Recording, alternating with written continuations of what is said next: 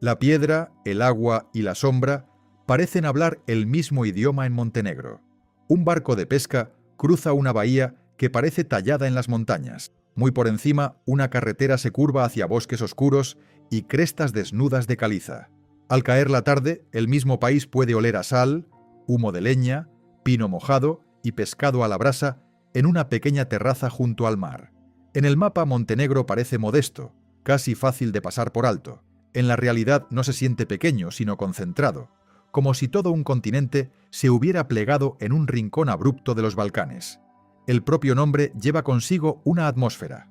Montenegro, la montaña negra, procede de las cumbres oscuras y cubiertas de bosque que antaño advertían a marineros y viajeros antes incluso de que alcanzaran la costa.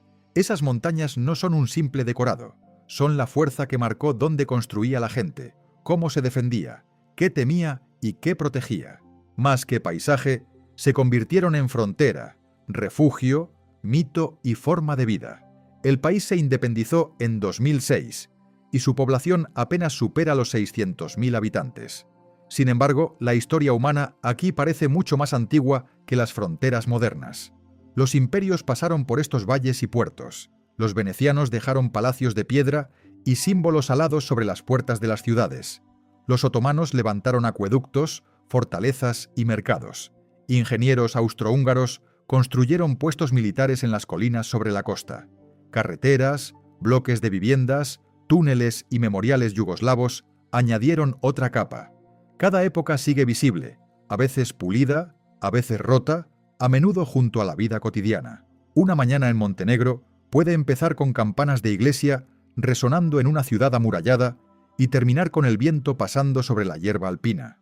Menos de 14.000 kilómetros cuadrados reúnen una costa de aguas claras del Adriático, una bahía que recuerda a un fiordo, pero nació como un valle fluvial sumergido, altiplanos, lagos glaciares, cañones profundos, bosques antiguos, marismas, olivares y aldeas de piedra.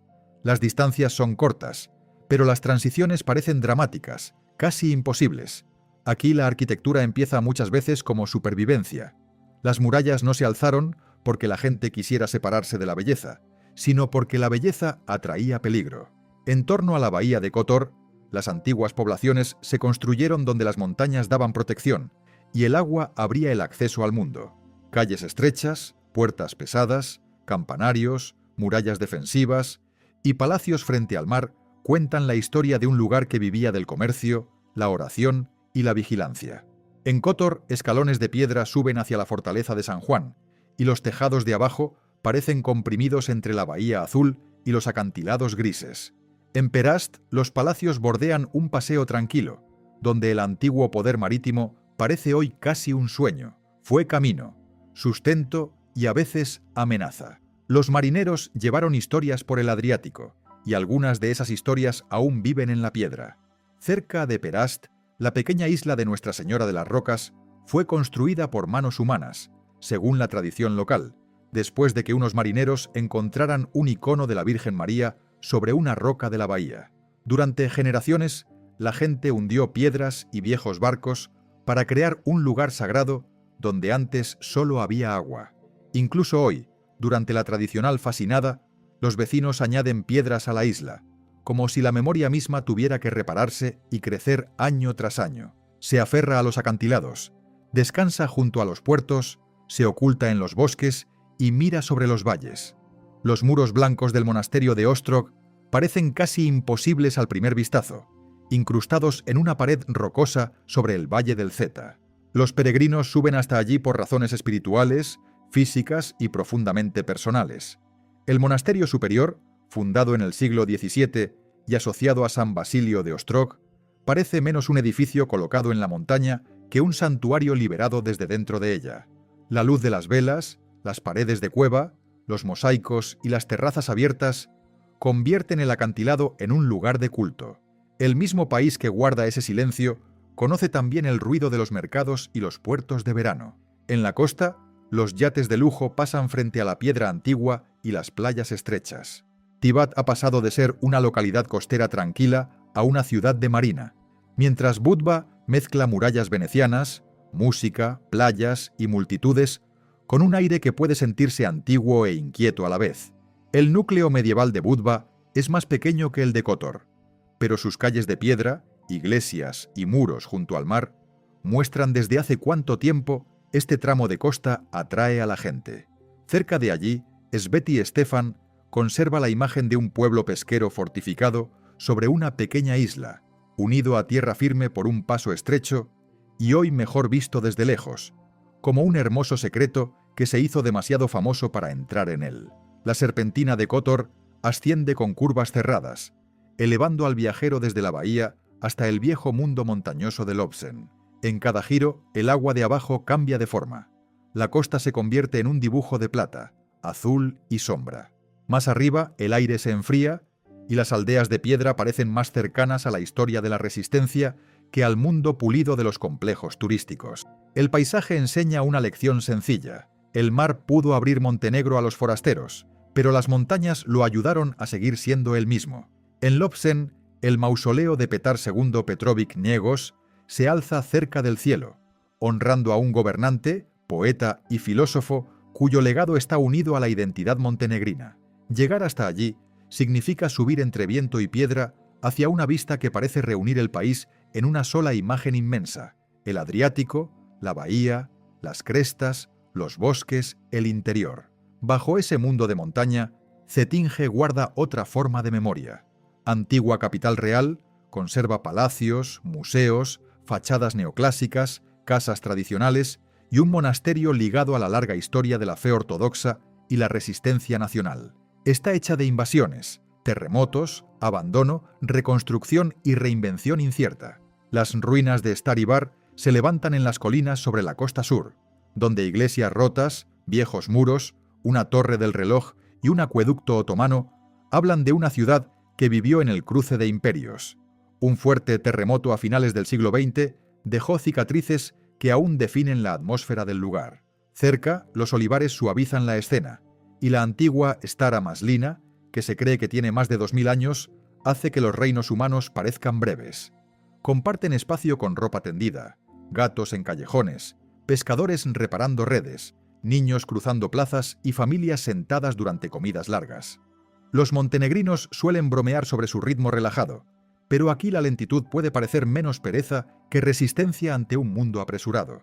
La comida no se consume sin más, se estira en conversación. Un almuerzo junto a la costa, una comida de montaña después de una caminata, una copa de vino local antes del atardecer o pescado fresco en un pequeño pueblo marítimo pasan a formar parte del ritmo del país. El tiempo, como las carreteras, se curva aquí. El agua siempre ha dado forma a esta tierra en más de una dirección. El Adriático da a Montenegro su borde luminoso, pero el agua interior talla, inunda, refleja y protege. El lago Skadar, compartido con Albania, se extiende por las tierras bajas como el mayor lago de los Balcanes. Su lado montenegrino es especialmente pantanoso y lleno de vida, con juncos, nenúfares, barcas de pesca y aves. Allí se han registrado más de 280 especies, incluido el raro pelícano ceñudo. Desde el mirador de Pavlova Strana, el río Krnojevich se curva por la tierra verde hacia el amplio brillo del lago, creando una de las escenas naturales más reconocibles del país. Es un paisaje vivo de aldeas, barcos, monasterios, fortalezas y viejas tradiciones pesqueras. Alrededor de Birpazar y de los pequeños asentamientos junto al agua, la gente aún vive con la paciencia lenta de los humedales. Islas como Vesca y ruinas como la fortaleza de Lesendro unen religión e historia militar en el mismo mundo acuático donde las aves se elevan desde los juncos. Un kayak o una barca puede pasar del agua abierta a rincones ocultos, de los reflejos de las montañas a canales cubiertos de flores de agua, del silencio al sonido de remos y alas. El aislamiento creó algo más que distancia, creó atmósferas distintas dentro de un país que se puede cruzar deprisa, pero nunca parece uniforme. Ulcinj, cerca de la costa sudeste, tiene un ritmo distinto al de la bahía de Kotor. Su comunidad albanesa, sus mezquitas, el casco antiguo, las playas y los mercados animados le dan una textura cultural abierta tanto hacia Albania y Kosovo como hacia el resto de Montenegro.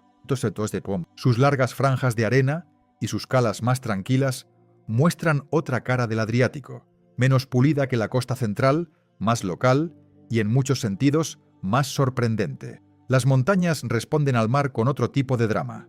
En el Parque Nacional de Durmitor, el paisaje parece tallado por el hielo, la presión y el tiempo. Bosques oscuros rodean el lago Negro, cuyas aguas reflejan las crestas superiores y cambian con la luz y la estación. El lago está formado en realidad por dos cuencas conectadas, que pueden separarse durante los meses secos de verano. A su alrededor, los senderos atraviesan pinos, prados y memoria glaciar.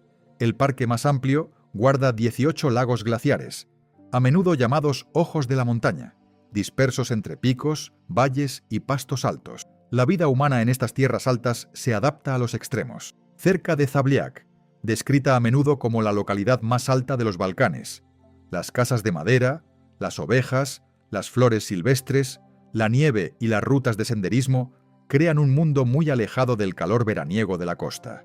En invierno, la región se orienta al esquí y al silencio. A finales de primavera, los prados se iluminan y las montañas parecen despertar de nuevo. El pico Bobotov-Kuk llama a senderistas experimentados, no solo por la vista, sino por la sensación de estar dentro de un paisaje moldeado por glaciares, tormentas y largo aislamiento. El cañón del río Tara corta el norte con agua turquesa y acantilados que parecen caer sin fin hacia el río. Es uno de los cañones más profundos de Europa, y sus rápidos lo han convertido en uno de los grandes lugares del continente para el rafting. El puente Durdevika-Tara cruza el cañón con una elegancia que esconde una historia de guerra. Construido antes de la Segunda Guerra Mundial y después parcialmente destruido por partisanos para frenar a las fuerzas enemigas, hoy se alza como hito de ingeniería y recuerdo de que, en Montenegro, incluso los miradores pueden cargar con el peso de la resistencia. Los ríos aquí suelen guardar historias de sacrificio. A lo largo del Piva, un proyecto hidroeléctrico cambió un valle entero. El antiguo monasterio de Piva fue desmontado con cuidado y trasladado piedra a piedra antes de que el agua creciente lo alcanzara. El lago resultante se extiende entre acantilados en tonos de azul que pueden parecer irreales, sobre todo cuando el otoño vuelve los bosques ámbar y óxido. Lo que hoy parece pacífico nació de una ruptura, de desplazamientos y de ingeniería a gran escala. La belleza de Montenegro es lo bastante honesta como para incluir lo que se perdió. Biogradska Gora, en el nordeste, protege uno de los últimos grandes paisajes de bosque virgen de Europa. Árboles de más de 500 años se alzan sobre arroyos, musgo y agua glaciar clara. El lago Biograd refleja las laderas verdes que lo rodean, mientras los embarcaderos de madera y las canoas añaden pequeñas huellas humanas a un mundo que parece más antiguo que la memoria. En un país donde las montañas cubren gran parte del territorio y los bosques aún ocupan zonas amplias, lugares como este revelan cómo pudo haber sido Europa antes de que carreteras y ciudades ocuparan tanto espacio. Los bordes más salvajes parecen casi más allá de las fronteras. La cordillera de Procletille, llamada a menudo Montañas Malditas, se extiende hacia Albania y Kosovo con picos dentados, valles profundos, prados alpinos y senderos lejos del mapa turístico habitual. El nombre suena amenazante, y el paisaje le da la razón. Pero la recompensa es una sensación de crudeza que se vuelve rara en Europa. Cerca, las montañas Komovi ofrecen cumbres enormes y aisladas sobre pastos ondulados. Un mundo montañoso más suave pero aún poderoso, donde la vida pastoril se encuentra con grandes panoramas. Las fortalezas de Montenegro muestran cuántos poderes vigilaron estas rutas. Sobre la costa, la fortaleza de Kosmak fue construida por los austrohúngaros para controlar el movimiento cerca de Budva y de la antigua frontera. Hoy se alza abandonada y desgastada, una estructura militar que el viento, la hierba y las vistas lejanas del mar recuperan lentamente. En torno a Erceg Novi, fortalezas como Canlicula, la fortaleza marítima y Española, cuentan una historia más dura de conquista, prisión, defensa y cambio. Algunos muros están rotos, otros espacios son escenarios, pero las piedras recuerdan por qué fueron levantadas. Las entradas de la bahía tienen su propia sensación de llegada. Erceg Novi, fundada en el siglo XIV por un rey bosnio, vivió bajo muchas influencias, y esa mezcla sigue visible en sus iglesias, torres, escaleras, flores y paseo marítimo. El monasterio de Sabina descansa cerca, entre vegetación, mirando al Paso Azul, donde la bahía de Kotor se abre al Adriático. Allí, fe, sombra, agua y piedra antigua parecen respirar juntas. La costa sigue produciendo contrastes. Una cueva que brilla azul bajo la luz adecuada, una playa donde las familias pasan la tarde, una marina con cubiertas pulidas, una capilla escondida en una isla ligada a historias de marineros y un puesto militar en ruinas pueden pertenecer al mismo día. Incluso las islas tienen significados distintos. Nuestra Señora de las Rocas es una memoria sagrada creada por el ser humano. San Jorge es más silenciosa y misteriosa. San Nicolás, a menudo llamada Isla Hawái por los vecinos cerca de Budva, ofrece aguas claras y playas. La isla de Mamula, con su fortaleza austrohúngara y su pasado de prisión, recuerda que un horizonte hermoso también puede guardar capítulos oscuros. La capital muestra una cara menos romántica, pero necesaria, del país. Podgorica suele quedar eclipsada por la costa, los monasterios y las montañas, pero ayuda a completar el retrato. Los restos romanos de Doclea apuntan a un pasado profundo, mientras las huellas otomanas, los edificios brutalistas de la época yugoslava, los cafés modernos, los puentes y los nuevos desarrollos revelan una ciudad que aún moldea su identidad. Puede que no tenga el impacto inmediato de las murallas de Kotor o los acantilados de Durmitor, pero pertenece a la misma historia. Un país que avanza mientras carga muchas historias inacabadas. Las estaciones reescriben los mismos lugares sin cambiar sus huesos. El verano llena las playas cerca de Yaz y la riviera de Budva, mientras las barcas se deslizan hacia la Gruta Azul y las familias buscan sombra junto a paseos de piedra. El otoño profundiza los cañones y convierte los bosques sobre el Piva en cobre y óxido. El invierno dirige la atención al interior, hacia Zabliak, Kolasin, Bielasica y Sinjajevina, donde la nieve se posa sobre tejados, pistas de esquí y carreteras silenciosas.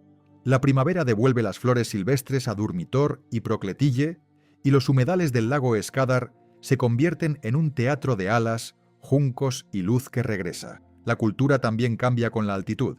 En la orilla, el día se mide por mareas, ferries, comidas de pescado y el brillo de la piedra al atardecer. En el interior, se mide por el tiempo, las pilas de leña, las carreteras de montaña, los pastos y la paciencia que exige moverse por terreno difícil. La misma historia nacional se extiende por ambos mundos. Una cafetería junto al mar en Perast, un mercado en Ulsing, un patio de monasterio en Cetinge, una mañana fría junto al lago Negro y un viaje en tren hacia Bar pueden parecer muy distintos, pero todos llevan el hábito montenegrino de adaptar la vida a la tierra en lugar de obligar a la tierra a ser fácil. El Montenegro cotidiano se encuentra en las transiciones.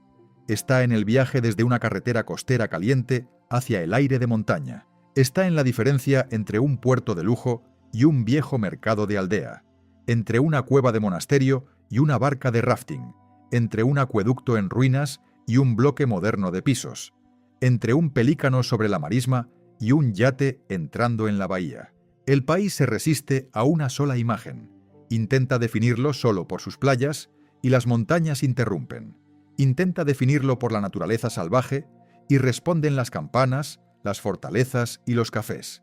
Su pequeño tamaño puede engañar, porque la escala emocional es grande. Un viajero puede nadar en el Adriático, mirar desde Lobsen, cruzar el cañón del Tara, pasar por olivares cerca de Staribar, observar aves sobre el lago Skadar y caminar bajo balcones venecianos en el mismo viaje. Pero la experiencia real no consiste en coleccionar lugares.